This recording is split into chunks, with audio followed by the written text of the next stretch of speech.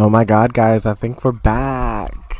Welcome back to the weird side of YouTube. We're playing The Sims 4 today. And if you've been following my Sims series, you'll know that I had been doing a bit of a problematic challenge. Breed out the ugly / breed out the weird. I did not even know that it was a big deal. Even in my most over-analytical days, I would have never caught on to a connection between Nazis, eugenics, and a Sims game, but here we are. Thanks to some people pointing it out to me and me doing my own research, I realized that I did not want to take part in that challenge anymore. But unfortunately, it also kind of ruined the entire Sims franchise for me. Not because I blame The Sims for what fans have come up with in a challenge, but because I couldn't play the games without feeling sick to my stomach because of everything. Not just because of the eugenics and everything, but because people were attacking me over it. So just the idea of playing The Sims was like an anxiety attack waiting to happen. But we're here, we're good, we did some self-reflection, and we're back, baby. So unfortunately, when I got my new computer, I did not realize that upon downloading my old games that my memory would not come with them. She has amnesia, baby.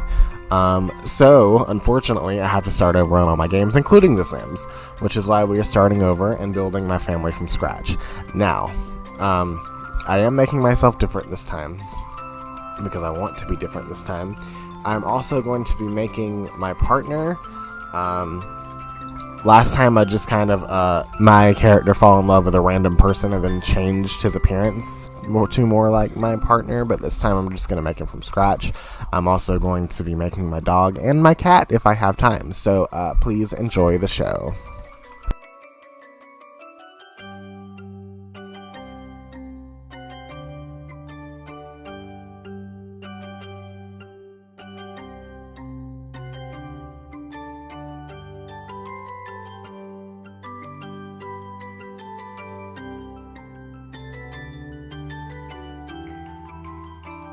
Since we are working on me, I thought I would share some fun facts about myself. I have written a novel. It is called Dream, a surreal and psychedelic gay romance fantasy novel. I've also recently announced my second work in progress, whatever you'd like to call it. It is called Fairy Tales Omnia Arcana, and instead of a novel, it is going to be a series of YouTube episodes, stories, whatever you want to call them, on this channel. So I am really excited about that. Also, I'm obsessed with mermaids and basically all kinds of fantasy stuff, which is why I'm obsessed with fairy tales in general. But I'm kind of gothy, kind of super gay. I'm technically pansexual. I'm also gender fluid. I'm trying to become a drag queen.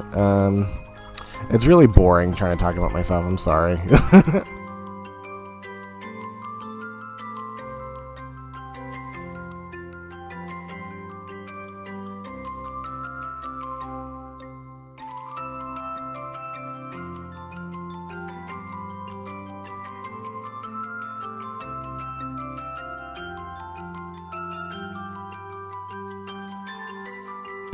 If you guys want to see me do any other challenges other than the one that I've previously mentioned, please let me know in the comments. I love playing The Sims, and I'm always looking for new fun ways to spice up The Sims 4 because, let's face it, The Sims 4 needs a lot of spice.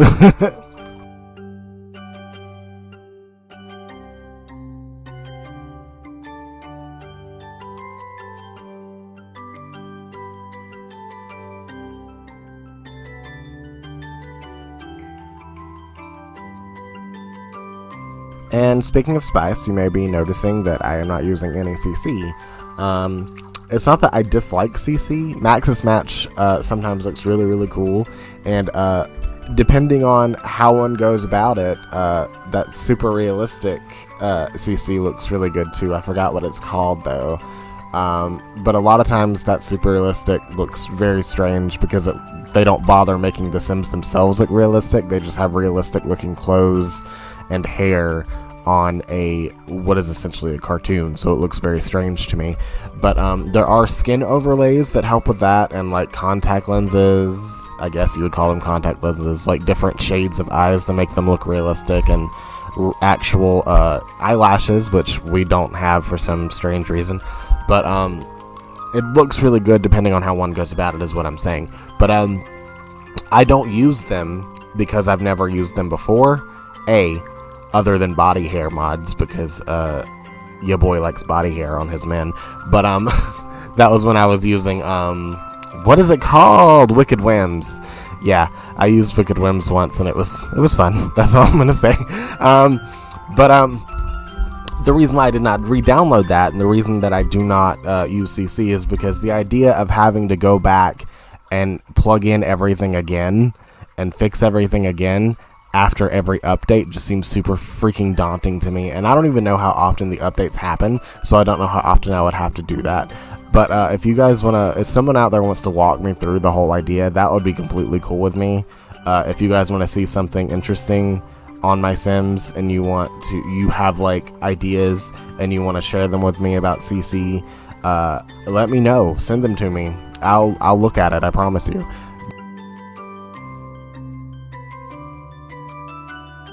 Not all gay guys have a strong sense of fashion. My fiance makes fun of me all the time because I like to wear camouflage pants. He says it's a redneck thing. We live in the South, so growing up, all the bullies wore camouflage pants and I hated them, but as an adult, I just find them really cute. Not the regular green ones, but like the pink ones and like gray and black ones. I think they're pretty, especially ones that were different colors. But he talks about how he's gonna burn them when I'm gone, so he thinks they're terrible, which is fine. I don't wear them often, but I like them. Is that so wrong?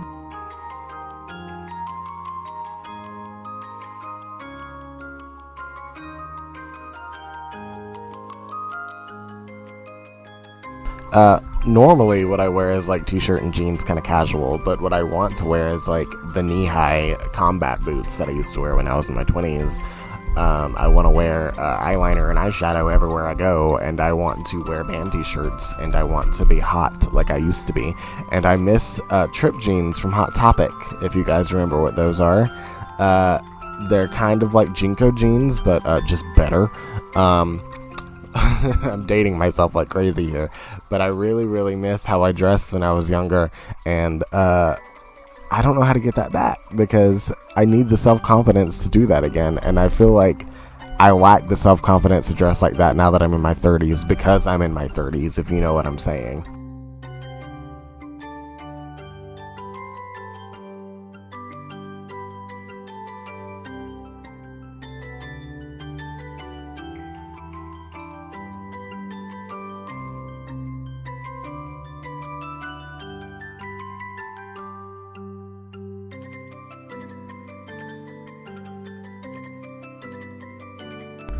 And I am dressed. I'm no longer a naked heathen, unfortunately. But, as for aspirations, I think it's obvious. I want to be, like, known for my writing. I want to be more creative in my endeavors with art and writing and just expressing myself in a myriad of different ways, whether that be storytelling or making art, or writing poetry, which I haven't done in quite a while, but I do enjoy writing poetry. Even something as simple as making YouTube videos. I put a lot of emotion and heart and soul into that. The serious ones, not like goofing off with The Sims or anything, but like the teddy bear talks and everything. I put a lot of me into them, because that's just the only way I know how to create. I can't create unless it has me in it. I have to put myself into it, otherwise I don't really know what the point of it is. There's lots of people that just sit down and make themselves draw, make themselves write. I can't do that. When I try to do that, all of my work is shit. It's garbage. My drawings are like stick figures. I can't get anything out of it. It's like I need to have this build up in order to have the release, if you get what I'm saying. I need to have I have a reservoir of I guess inspiration, and when it's full, I can do something amazing. When it's halfway done, I can get something decent out of it that I can work on later and make better. When it's empty, when it's dry, I have nothing. And when I try to force something out of that, it's just garbage. I don't know if anyone else is like that. This is my fiance, Mr. Jonathan Bradley Knipe.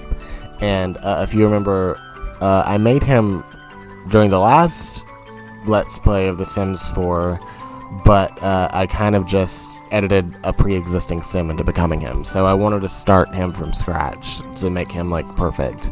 A little about him: he is an EMT. He works at an emergency department in a hospital now, so he has seen the worst of the worst when it comes to the dreaded plague that cannot be mentioned on YouTube, or your channel will get demonetized. He is annoying as shit, but I love him, and he's a big nerd like me. He's the one that is responsible for making my Warcraft guild that I've dreamed up forever. He is the big boss of the Alphabet Mafia, and he just helps all my dreams come true. If it wasn't for him, then Dream, a surreal and psychedelic gay romance fantasy novel, my novel that was a what do I call this? It was a reaction and a coping mechanism while I was dealing with both parental and romantic abuse. That wouldn't have gotten published if it weren't for him. He just believed in it, and he wanted it to be physical in physical form, so he made it happen, and I am incredibly grateful for that. He believes in me, but he also isn't afraid to tell me when my stuff is garbage and wants me to take it out. He's actually who is proofreading my horror manuscript right now, and I don't think I would trust anyone else to do that for me, because his favorite thing is horror, and all he does is watch and read horror, so he's kind of an expert on the subject. But I love him, and he is my best friend.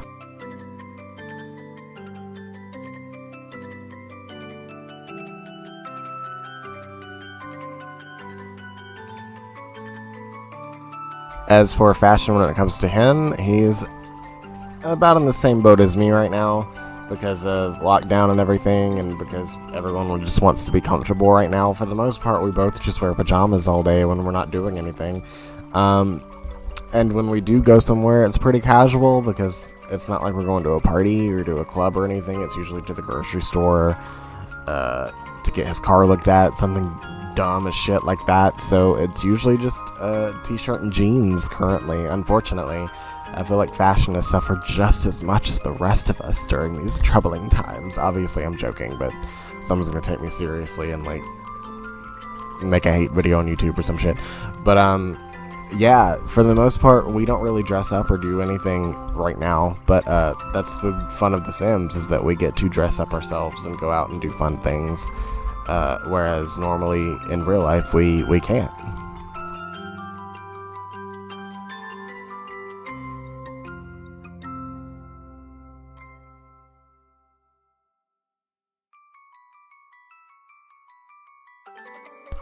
Fun fact, if you know Theodore from my channel, if you watch my channel, you'll know my teddy bear named Theodore.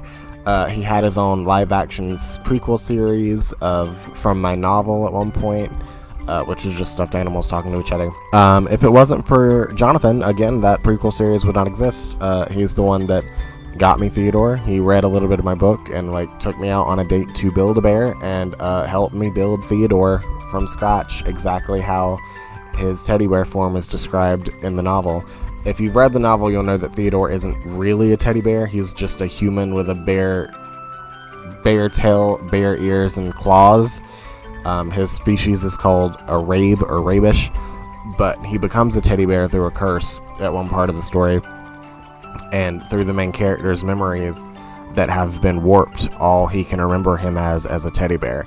So yeah, Jonathan just took me on a date one day, surprised me, and helped me make Theodore, and it was one of the most beautiful memories, one of the most beautiful things that's ever happened to me, and I will always cherish that memory.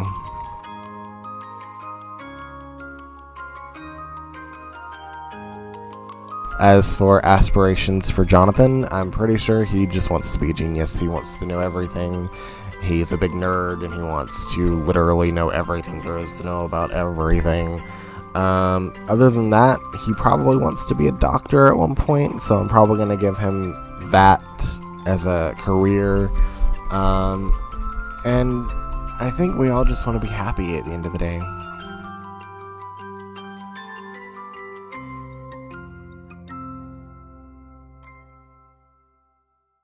Now we have the main character, Princess D'Angela Reyes, the precious bean, the princess baby, Deanne. She was Jonathan's dog at first, but and I was afraid of dogs at this point. So when I first met him, I was terrified of her. A pit bull / Belgian Malinois who is very excitable. I was horrified because I had been attacked by a dog as a kid who nearly killed me, who was a trained attack dog that was let loose, and somehow, some way, my mom said this trained attack dog's go-to word that triggers his attack response, and he literally tried to kill me. That was when I was like 8 or 9 years old, so I've been afraid of dogs ever since, until I met this little bundle of joy. Now, it wasn't easy for her, but she somehow patiently and nicely and respectfully, piece by piece, tore down the walls that I had surrounded myself with and melted my frozen heart, and now I am in love with her, and she is my best friend, and no one can ever tell me otherwise. Now, she does have a sister named Owleska. It's short. That's long for Owl, because we called her Owl because when she was a baby abandoned by her mother, she looked like a tiny baby owl. This animal is a cat, mind you. She has something mentally wrong with her. The vet hasn't quite figured it out yet. One of her eyes is smaller than the other, and the one that's smaller is also off to the side, but the one that's smaller and off to the side is the good eye, and she's blind in the larger regular one. So, she does really strange things, like she nurses Deanne thinking that Deanne's her mom. She tries to jump onto tables and hits her head on the table itself. She misses using the bathroom in the litter box, and it just comes out of the window and into the little floor that surrounds it. We don't know what it is, but she's not all there. I think she also might think that she's a dog because she's been around Deanne the whole time. And I also think that Deanne might think she's a cat because she's been around cats the whole time. But I did not get to make Owl because this video is running on 30 minutes, and I didn't have enough time to. But she is in the playthrough that I am going to show you guys soon. Alright, and the next video I'm going to be uploading for The Sims is a build video of my dream house that I'm going to be moving this beautiful family into. So hopefully you guys are looking forward to that. Hopefully you like this video because I liked making it. I love you guys, and I will see you next time. Bye!